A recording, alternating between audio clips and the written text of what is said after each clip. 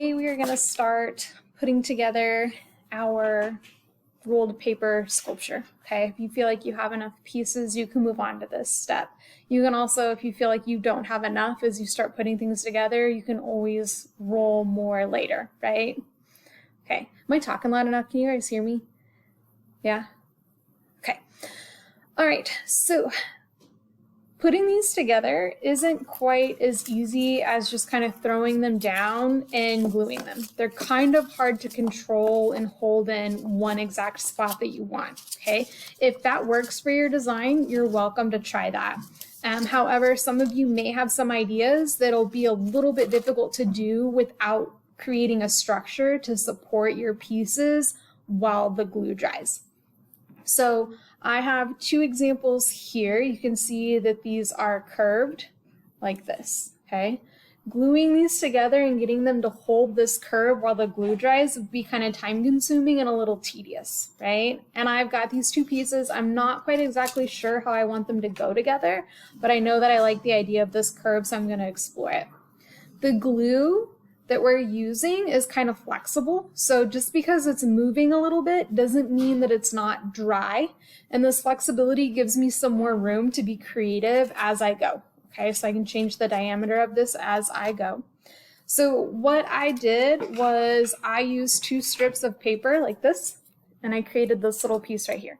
Okay, this allows me to put my pieces in here one at a time and glue them a little bit at a time, and for them to stay and set while that glue dries. Does that make sense?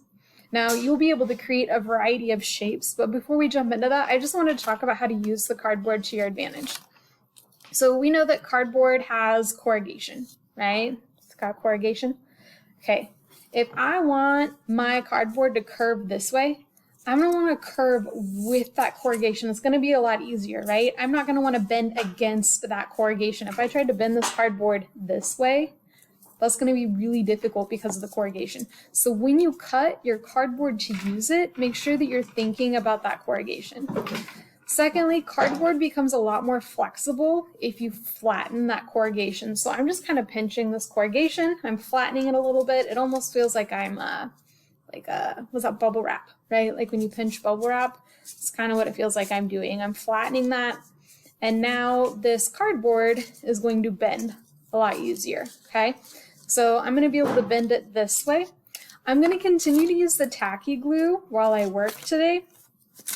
With the cardboard, you do have to hold it a little bit longer to let this set up than with the paper, but you still, the more glue you use, the longer it's going to take to dry, right? So I'm not going to use copious amounts of glue as I do this. I'm just going to run some glue along the seam of my cardboard.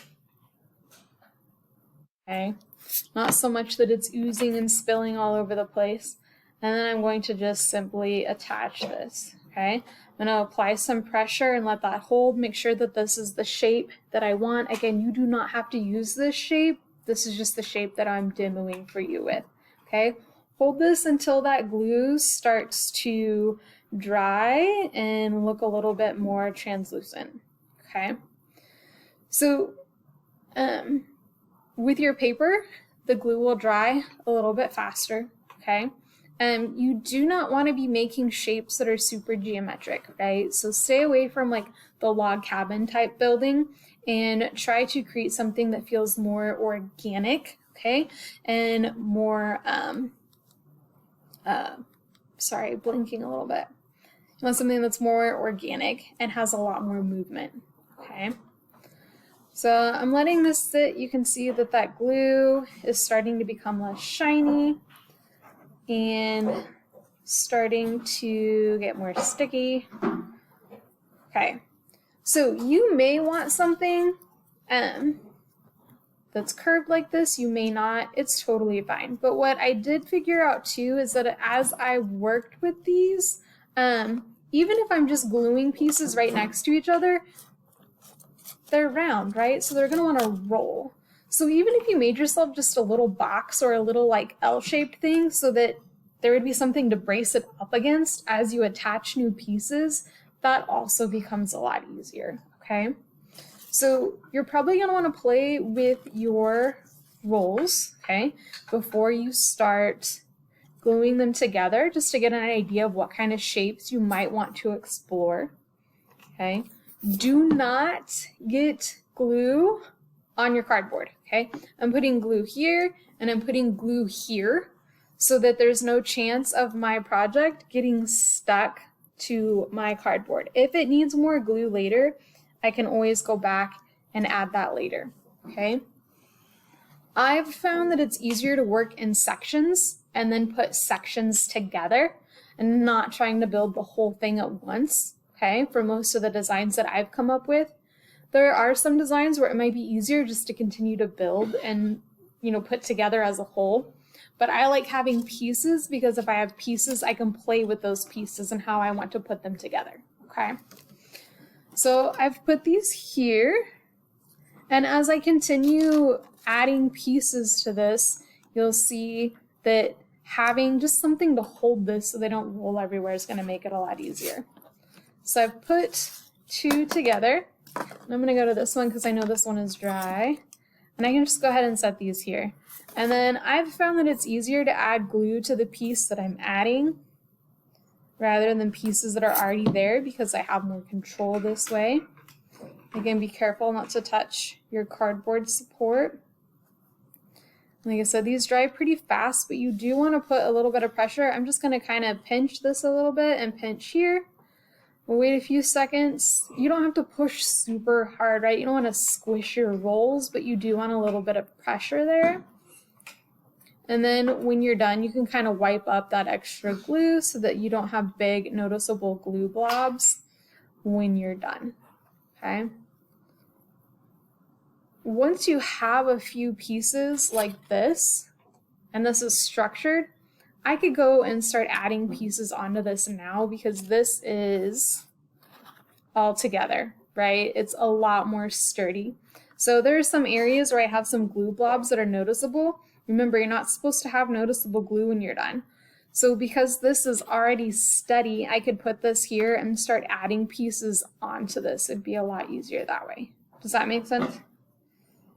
Give me a nod if that makes sense. I'm gonna make sure I'm making sense. Okay, thank you. All right, so make sure that when you cut your cardboard, use one of the blue cardboard scissors, okay? These make it a lot easier to cut your little strips of cardboard. Cardboard is over there by the dry erase marker or dry erase board in the back, okay? You shouldn't need a whole ton of cardboard to create your shapes. You may need more than one. The other thing that you might end up doing is using the pieces themselves. So maybe I want this to be like these three pieces here, and I know that I want to add pieces that are at more of like a random angle, right? So I can build up pieces in between here to support this and use my coils themselves. Go ahead and get that glued and then remove those supports and then add more supports, okay? But I recommend working in chunks, make little sections and then glue those together. Make some supports with the cardboard, play around with this a little bit, okay? That'll help you make pieces that are more organic, and it just simplifies the gluing process a lot, okay? I think that's all I have for you today. It's pretty straightforward, right? Okay. All right.